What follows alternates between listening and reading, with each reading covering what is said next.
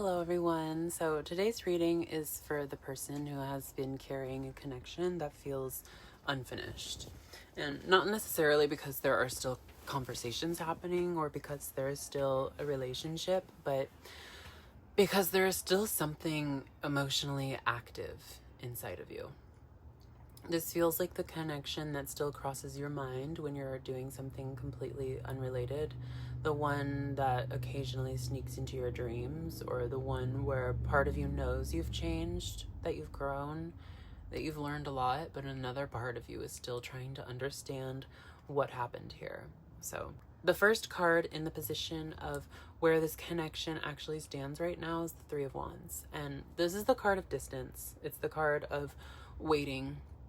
It's the card of looking towards something that hasn't fully arrived yet. And what stands out to me is that this isn't a card of two people actively building something together. It's one person looking out toward the horizon. And for a lot of you, this connection has spent a long time living in possibility, living in what it could become or what might happen if certain things changed, if one person became ready, or if circumstances shifted, if the timing was finally right. And that's what makes this so difficult right now, because the connection isn't fully gone, but it's also not fully here in a way that gives you something solid to stand on. And there is still enough potential to keep hope alive, but there isn't enough movement to create certainty. So the second card is in the position of what's really motivating their behavior towards you is the Four of Cups. And this card feels emotionally stuck, not necessarily uncaring or heartless, but just stuck. And the Four of Cups often shows up when someone is disconnected from their own emotional reality. They may care, they may have feelings, but there really is a difference between having feelings and engaging with them. And for some of you, this explains why things have felt so confusing, why there are moments where the connection feels close, followed by periods where it feels distant again, and why things seem to move forward and then stall out. And this card doesn't feel like somebody intentionally trying to hurt you. It feels like somebody who has become comfortable sitting in uncertainty. And unfortunately, when someone is comfortable sitting in uncertainty, everyone around them ends up carrying the weight of that uncertainty too. So the third card in the position of what you have already done or given to the situation is the Eight of Cups. And this is interesting because I don't think this card is talking about something you're going to do. I think it's talking about something you've already started doing. The Eight of Cups is often associated with walking away, but I feel in this spread, it's showing all the ways you've already begun pulling your energy back. Like maybe you've stopped checking in as often, or like you've stopped chasing conversations, or you've stopped trying to explain yourself over and over again, or you've started questioning whether this connection can actually give you what you're looking for. And what's standing out to me is that part of you already knows something isn't working. Part of you already recognized the imbalance. And part of you has already begun searching for something deeper than what this dynamic has been able to provide. So the fourth card in the position of how this dynamic has been affecting your energy and self-worth is the Queen of Pentacles. And honestly, this card makes me really feel for you, because the Queen of Pentacles is nurturing. She's reliable and grounded, and she's patient and supportive, and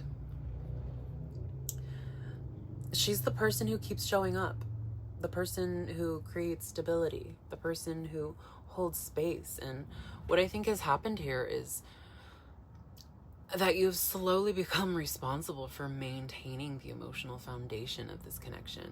You've been the one who's understanding. You've been patient and the flexible one, the person who keeps trying to make room for where they're at. And while those qualities are so beautiful, they can become exhausting when they're not met with equal effort. And over time, a person can start measuring their worth by how much they're willing to carry, how much they're willing to understand, how much they're willing to wait. And I don't feel that's what your heart actually wants. So the fifth card in this position of what you're secretly wishing for would happen is the Lovers. And I actually think this card is incredibly straightforward. Underneath all the confusion, you really want clarity. And behind the waiting, you just want a choice. You want somebody to stop standing halfway in and halfway out. You want mutuality and alignment. You want the version of the story where two people finally arrive at the same place at the same time and decide to move forward together.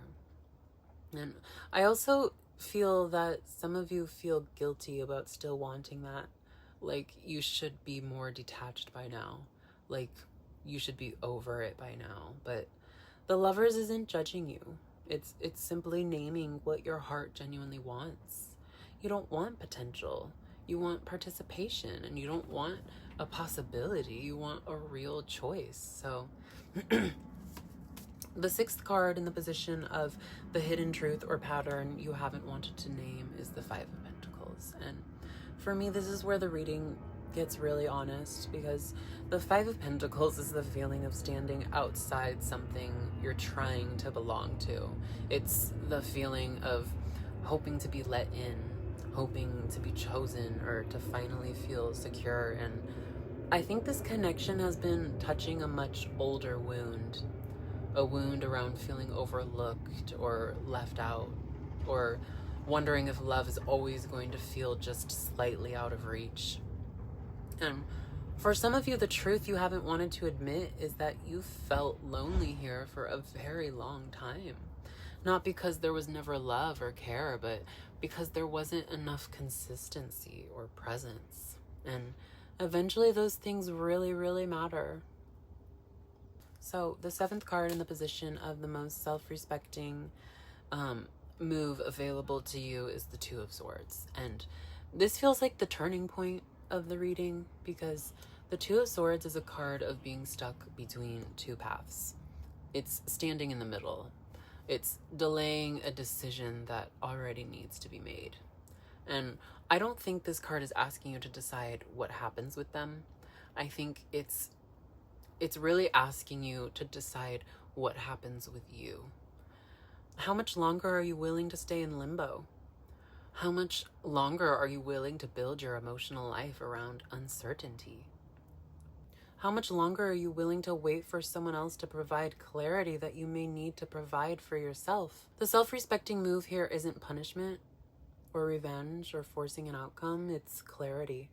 It's choosing not to live in the question anymore. So the eighth and final card in the position of the likely outcome if you follow that self-respecting path is the Four of Wands. And I love this card here because of where the reading started.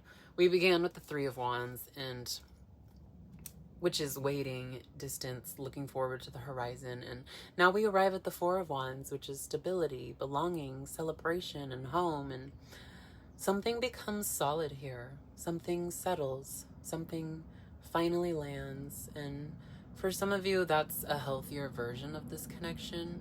For others, it's just the peace that comes from finally seeing it clearly. And for others, it's an entirely new chapter that couldn't begin until you stopped waiting for this one to resolve itself.